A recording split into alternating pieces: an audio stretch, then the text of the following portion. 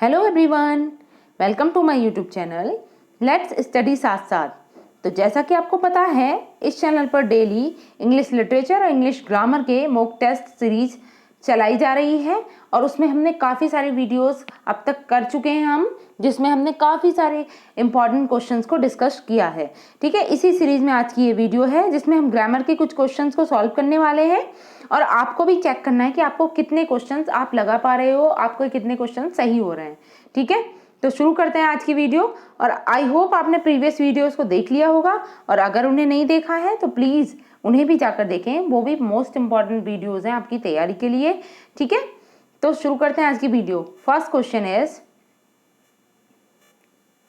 I said what a beautiful girl she is. ठीक है, I said what a beautiful girl she is. देखिए, ये narration से question है। बेसिकली डायरेक्ट नरेशन से हमें इनडायरेक्ट नरेशन में से चेंज करना है। ठीक है, ये क्वेश्चन है आपका नरेशन से। तो अगर हम इसकी बात करें तो जैसे ये अभी इनडायरेक्ट डायरेक्ट फॉर्म में है, I said what a beautiful girl she is. अब हमें ये इन्वर्टेड कॉमास को हटाना है।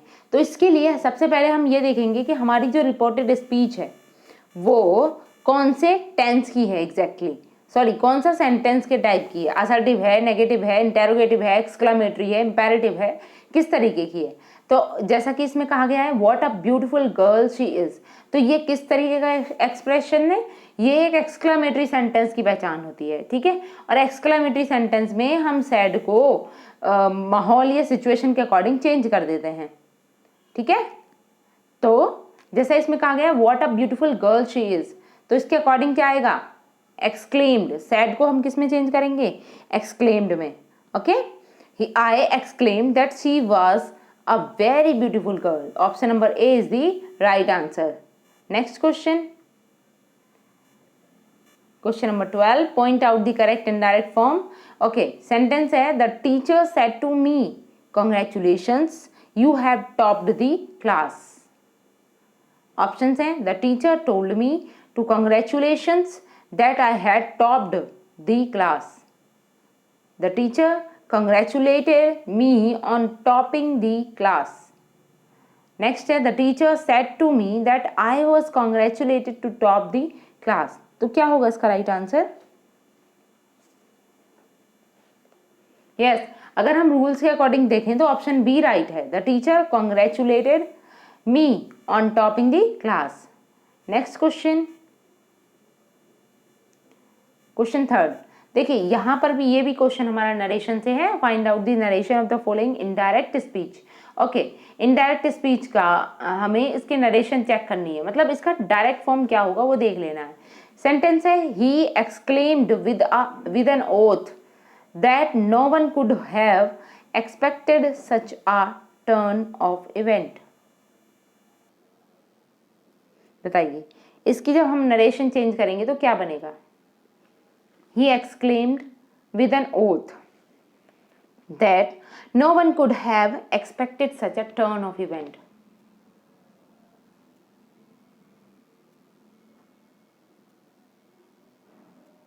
सोचिए, आंसर कीजिए, क्या हो सकता है इसका राइट आंसर? देखिए, अगर हम रूल्स के अकॉर्डिंग देखें तो ऑप्शन सी इसका, I think option A is the right answer. He exclaimed with an oath, तो कह देंगे इसे he said. Okay, that no one could have expected such a turn of event, तो इसे लिखेंगे cause in who could have expected such a turn of event. Okay, option number A is the right answer. Next, yes, question number 4, sentence completion। देखिए, यहाँ पर इस sentence को complete करना है हमें। सेंटेंस है, our school library boost of many edition of the dash classical writer. तो क्या आना चाहिए? 2 डैश दिए हुए हैं, दोनों में बताना है सोच के। ऑप्शन है old and ancient, ancient ancient, praying to, being praying.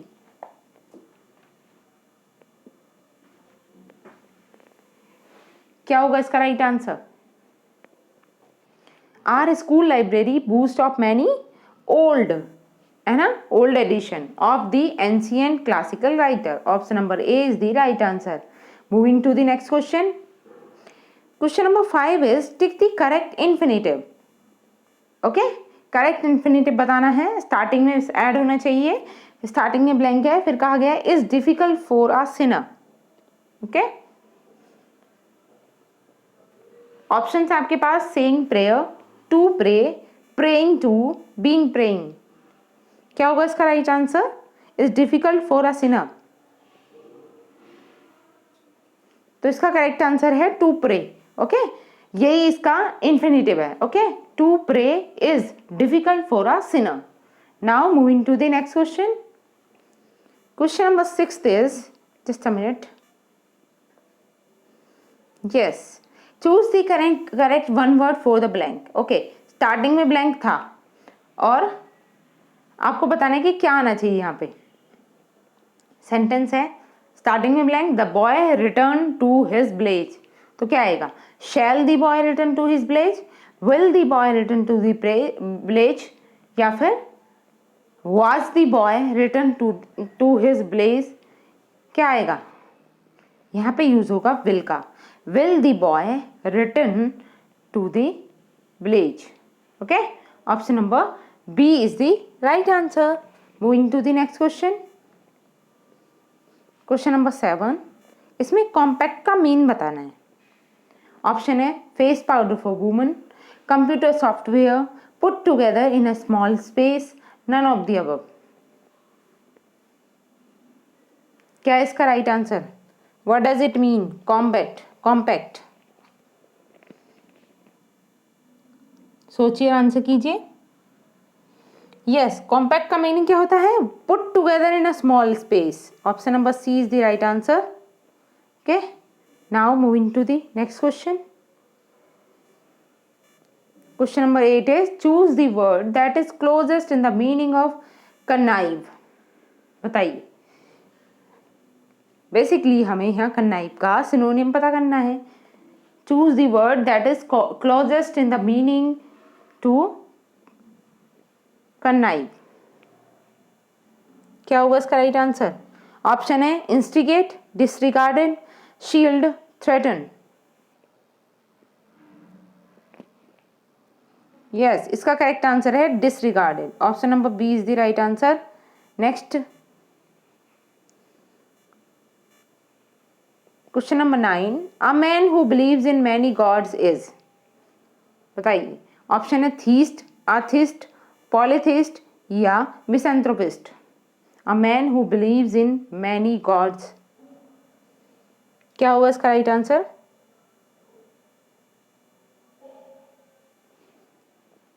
Yes, इन्हें कहते हैं पॉलीथीस्ट. ठीक है, ऑप्शन नंबर सी की correct answer. Now moving to the next question. Question 10 is a group term for girl or young woman is. Option है a bevy, womanizer, lady club या lash. The group term for girl or young woman. Young woman के या girls के group को क्या बोलते हैं English में? Yes, that is called bevy. ठीक है, option number A is the right answer. Next question 11, the group term for the वॉरशिपर.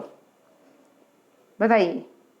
Option है congregation, course, ecclesiastical, consignment.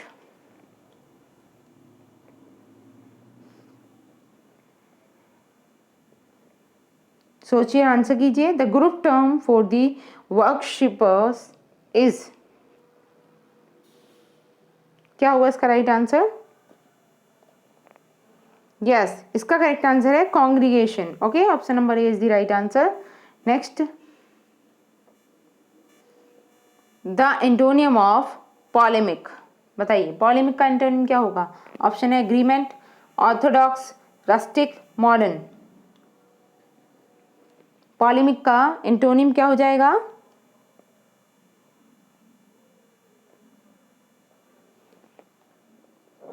Yes, इसका एंटोनिम है agreement. Option number A is the correct answer. Now moving to the next question. Question 3 is thrifty is the opposite of. Option है thief, spend, spendthrift, none of the above. Thrifty का opposite क्या होगा? Yes, सोचिए और answer कीजिए।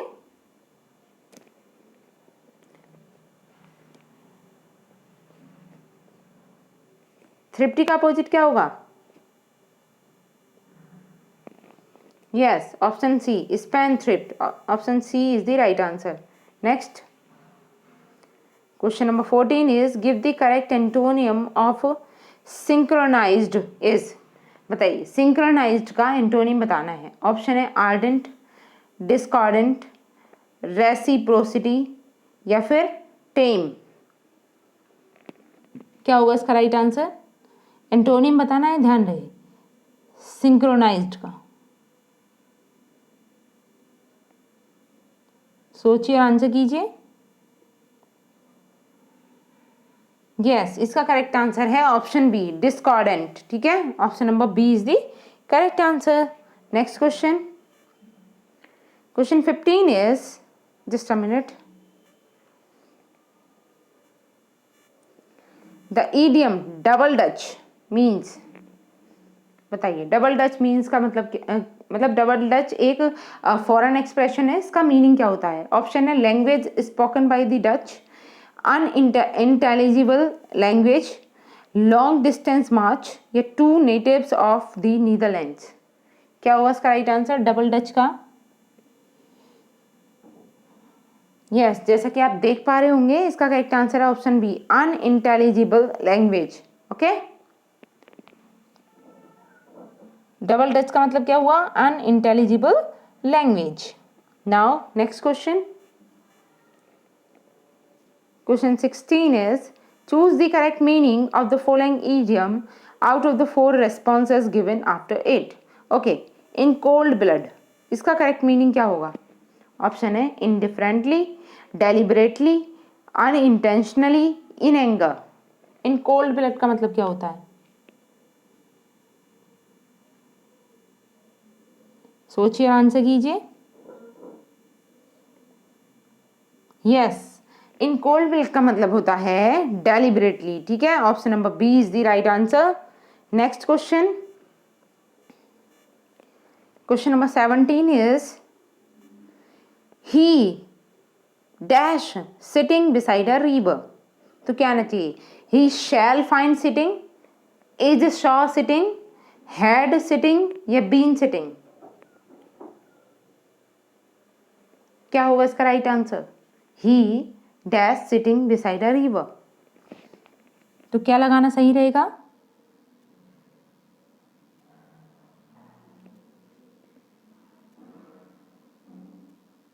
Yes, I think इसके ऑप्शन में थोड़ी मिस्टेक है। अगर हम इसका ऑप्शन एक और पैसिव वॉइस का ले लें, बाज फाउंड, तो ये इसका करेक्ट आंसर हो जाएगा, बाज फाउंड। ठीक है, शैल हम लगा नहीं सकते क्योंकि हम यहाँ पैसिव वॉइस की बात कर रहे हैं। Okay, he was found sitting beside a river. Okay, option number, इसमें बेसिकली ऑप्शन नहीं है पर हमारा राइट आंसर ये है। Now moving to the next question, question 18 is his trousers dash torn. Option है शुड, शैल, आर, इज। क्या आना चाहिए? His trousers torn. तो टॉन क्या है? थर्ड फॉर्म है।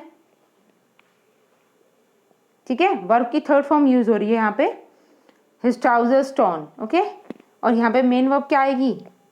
देखिए, ये सेंटेंस भी क्या है? पैसिव वॉइस का सेंटेंस है और इसमें आर आना चाहिए यहाँ पे क्योंकि ट्राउजर्स को हम एज अ प्लूरल सब्जेक्ट लेंगे। His trousers are torn. ठीक है, option number C is the right answer. Next question, question number 19, there dash some books in his bag. तो क्या आएगा? There have some books, there was some books या फिर there were some books. क्या आना चाहिए? सोचिए, आंसर कीजिए।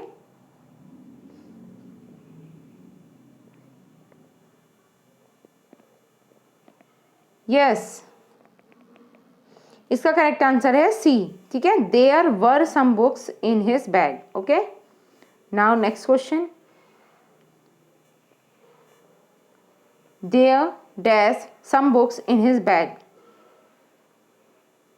ऑप्शन है हैव, वॉज, वर, इज।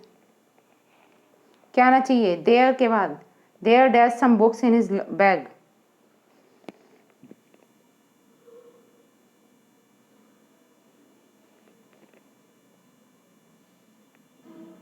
क्या होगा इसका राइट आंसर? यस, इसका करेक्ट आंसर भी ऑप्शन सी है, were. There were some books in his bag. Okay, now next question.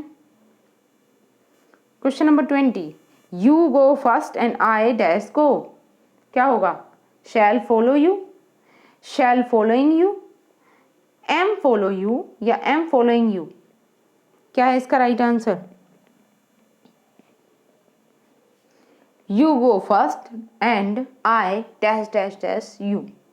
तो क्या आना चाहिए?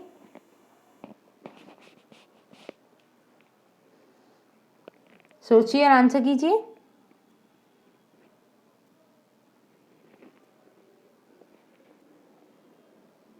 क्या होगा इसका right answer? I shall follow you. Okay, option number A is the right answer. You go first and I shall follow you. Okay, now तो आज के लिए हमारे पास इतने ही क्वेश्चंस थे। आई होप मेरी ये वीडियो आपको अच्छी लगी होगी, और अगर मेरी वीडियो आपको अच्छी लगी है तो प्लीज़ इसे लाइक करें, शेयर करें और सब्सक्राइब कर लें, जिससे कि आगे आने वाली वीडियोस का नोटिफिकेशन भी आपको टाइम टू टाइम मिलता रहे। ओके, तब तक के लिए thanks for watching, keep learning.